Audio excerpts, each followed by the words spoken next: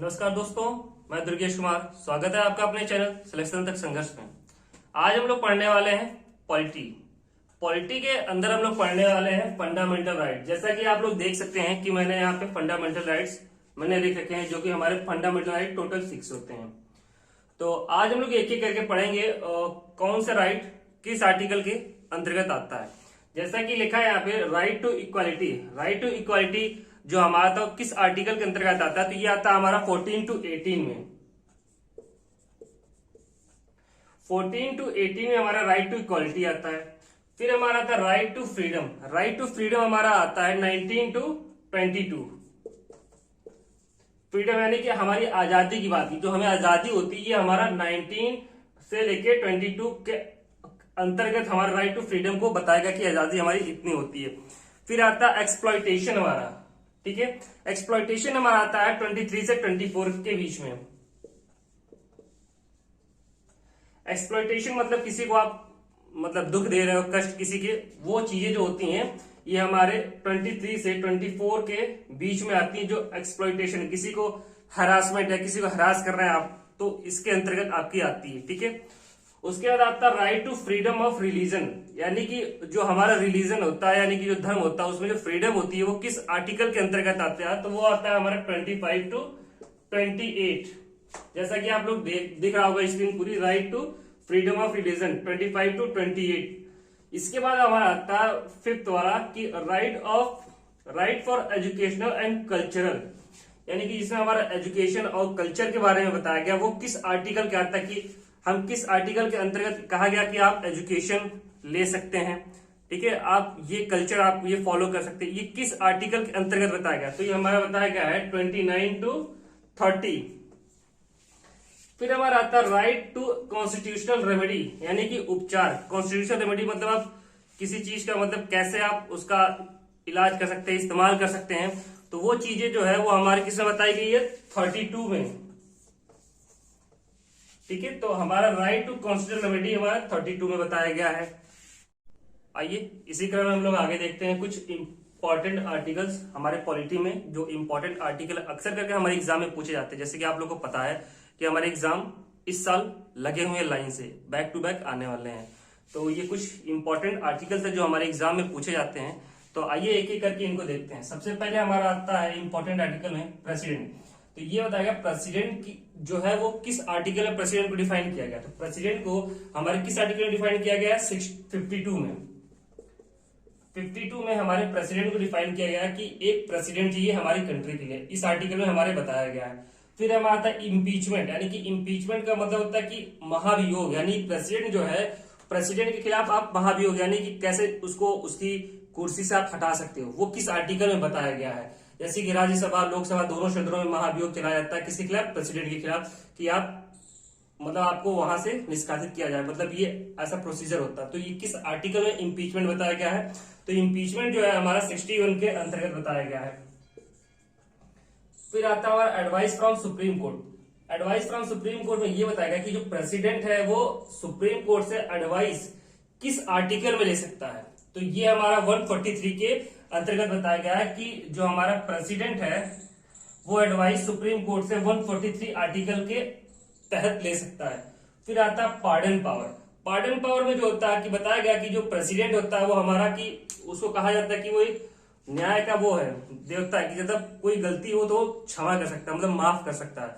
तो उसको किस आर्टिकल में डिफाइन किया गया, उसकी पार्डन पावर को, प्रेसिडेंट की पार्डन पावर को किस आर्टिकल में डिफाइन किया गया, तो उसको डिफाइन किया गया 72 में। 72 में कहा गया है कि जो हमारा प्रेसिडेंट है वो पार्डन यानी कि वो माफ कर सकता है आर्टिकल 72 के तहत। फिर बताएगा हमारे पार्लियामेंट ऑफ इंडिया, जो हमारा पार्लियामेंट है वो किस आर्टिकल से, किस आर्टिकल में हमारे पार्लियामेंट को डिफाइन किया गया, कि पार्लियामेंट वो हमारे किस आर्टिकल के अंतर्गत आता है, ये किस आर्टिकल में बताया गया। तो ये हमारे आर्टिकल में बताया गया है। पार्लियामेंट ऑफ इंडिया को अगर डिफाइन किया गया हमारे किस आर्टिकल में 79 में। 79 में बताया गया कि हमारे 79 में एक आर्टिकल में पार्लियामेंट को पूरी तरीके से डिफाइन किया गया। फिर आता है राज्यसभा। राज्यसभा को किसमें डिफाइन किया गया है, तो राज्यसभा को आर्टिकल 80 में डिफाइन किया गया एक राज्यसभा होना चाहिए। इसी प्रकार लोकसभा को डिफाइन किया गया कि 81 में लोकसभा को बताया गया कि एक लोकसभा भी हमारा होता है। अब जैसे कि मेंबर ऑफ पार्लियामेंट, जो पार्लियामेंट होता है, इनके जो मेंबर होते हैं उनको किस आर्टिकल में डिफाइन किया गया, तो उनको डिफाइन किया गया है 84 में। आपका आता है next attorney general of India, जो हमारा अटॉर्नी जनरल होता है भारत का, इसे कहते हैं एक वकील जो होता है, मतलब पूरे भारत का जो देखता है, अटॉर्नी जनरल इसे कहते हैं। वो उसको किस आर्टिकल में डिफाइन किया कि हमें हमारे यहाँ एक अटॉर्नी जनरल भी होना चाहिए, तो उसको बताया गया आर्टिकल 76 में। आर्टिकल 76 में बताया गया कि हमारे वहां एक अटॉर्नी जनरल भी होना चाहिए। ठीक है, आइए आगे देखते हैं हम लोग इसी क्रम में इंपॉर्टेंट आर्टिकल के अंतर्गत कुछ और आर्टिकल हैं, जैसे एडवोकेट जनरल ऑफ स्टेट, जो हमारे स्टेट में अभी तक आप लोगों ने पढ़ा attorney general of India, attorney general यानी कि वो इंडिया के बारे में था। अब स्टेट्स के भी अटॉर्नी जनरल होते हैं, तो जो स्टेट का अटॉर्नी जनरल होता है वो उसको किस आर्टिकल में डिफाइन किया गया, उसको डिफाइन किया गया 165 में। 165 में बताया गया कि एक अटॉर्नी जनरल भी होना चाहिए स्टेट के लिए। अब कैग को भी डिफाइन किया गया किस आर्टिकल में, कैग को डिफाइन किया गया 148 में, जो हमारा क्या बोलते हैं जैसे बजट वो मिलान कराता है, बजट का मतलब कितना व्यय हुआ, कितना आया गया। ठीक है, तो कंट्रोलर ऑडिटर जनरल इसका फुल फॉर्म होता है, कंट्रोलर ऑडिटर जनरल। 148 में बताया गया एक कैग भी होना चाहिए 148 के तहत।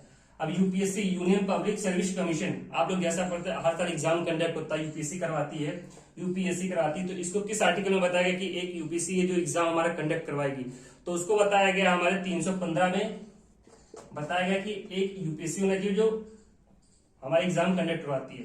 अब इलेक्शन कमीशन आप जैसे जानते हैं कि हर साल इलेक्शन होते रहते हैं, हमारे स्टेट्स में भी होते हैं, राज्य में होते हैं, नगर निकाय, बहुत सारे इलेक्शन होते हैं। तो जो इलेक्शन कमीशन है उसको बताया गया है कि जैसे कि हमारे सेंट्रल में भी एक इलेक्शन कमीशन होता है, तो जो बताया गया है कि इलेक्शन कमीशन है उसको किस आर्टिकल में रखा गया, तो इसको रखा गया है 324 में बताया गया है कि एक इलेक्शन कमीशन भी हमारे वहां होना चाहिए।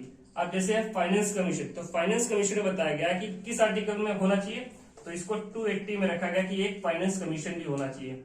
इसी प्रकार separation of judiciary and executive, separation of judiciary and executive यानी कि न्यायिक और कार्यकारी, यानी कि न्याय कहीं और न्याय और कार्यकर्ता, वो दोनों जो है उसका सेपरेशन है, यानी कि न्याय अलग डिपार्टमेंट है और कार्यकर्ता अलग डिपार्टमेंट, उसको किस आर्टिकल में मतलब सेपरेट किया गया, किस आर्टिकल के तहत सेपरेट किया गया है, तो उसको सेपरेट किया गया है आर्टिकल 50 के तहत कि ये अलग है और ये अलग है। सेपरेशन का मतलब अलग अलग करना, तो आर्टिकल 50 में बताया गया है कि जुडिशरी और एग्जीक्यूटिव ये दोनों अलग अलग है। Joint sitting of parliament joint sitting यानी कि राज्यसभा लोकसभा और प्रेसिडेंट जब होता है ज्वाइंट सिटिंग होता है, जब कहा जाता है, आपने कई बार सुना होगा कि ज्वाइंट सिटिंग सेशन चल रहा है, यानी कि पार्लियामेंट में लोकसभा, राज्यसभा, प्रेसिडेंट हमारे तीनों आते हैं, जो तीनों है वो ज्वाइंट सेशन होता है। वो उनको किस आर्टिकल में डिफाइन किया ज्वाइंट सेशन को, तो ये डिफाइन किया गया 108 में कि 108 के तहत हमारी ज्वाइंट सिटिंग होगी, यानी कि पार्लियामेंट ज्वाइंट सिटिंग चलेगी। अब मनी बिल है, मनी बिल को हमारे किसने डिफाइन किया गया, 110 में कहा गया कि मनी बिल होगा। जो मनी बिल आप सोचते हैं कि डिबेट होता रहता है कि मनी बिल पास होगा राज्यसभा में, लोकसभा में, वैसे लोकसभा में पास होता है, राज्यसभा के पास जाता है, राज्यसभा अप्रूवल करता है तो ठीक है, फिर वो प्रेसिडेंट के पास जाता है। अब प्रेसिडेंट निर्णय लेगा कि ये पास होना है कि नहीं हुआ, मनी बिल 110 में बताया गया। अभी इसी प्रकार आपका बजट है, बजट को 112 में डिफाइन किया गया है कि ये बजट है। ठीक है, बजट मतलब क्या होता है कि कितना बजट इश्यू करना है, किसको कितना देना, कितना किसको एलोकेट करना, ये बजट 112 आर्टिकल में बताया गया है। अब जैसा देख रहे हैं फिर कुछ आर्टिकल में मैंने लिख रखा है, तो अब जैसे देख रहे हैं आप लोग फाइनेंस बिल लिखा है, तो फाइनेंस बिल को बताया गया किस आर्टिकल में हमारा फाइनेंस बिल है, तो 117 में हमारा क्या है, फाइनेंस बिल को डिफाइन किया गया है। इसी प्रकार अपॉइंटमेंट ऑफ गवर्नर, जैसे कि आपको पता है कि हर स्टेट में एक गवर्नर होता है, ठीक है, जैसे कि हमारा सेंट्रल में प्रेसिडेंट होता है, उसी प्रकार हमारे हर स्टेट में गवर्नर होता है। तो वो जो गवर्नर की पोस्ट है उस पोस्ट को किस आर्टिकल में डिफाइन किया गया है, तो उस पोस्ट को 155 में डिफाइन किया गया कि एक गवर्नर भी स्टेट को चाहिए हमारे। अब जैसे नेशनल इमरजेंसी, अब जैसे कुछ हो जाता है, क्राइसिस हो गया, जैसे किसी ने आक्रमण कर दिया या फिर कुछ ऐसी सिचुएशन आ गई कि हाँ इमरजेंसी में घोषित करना है, तो प्रेसिडेंट जो है वो नेशनल इमरजेंसी किस आर्टिकल के तहत लगा सकता है, 352 के तहत वो नेशनल इमरजेंसी लगा सकता है।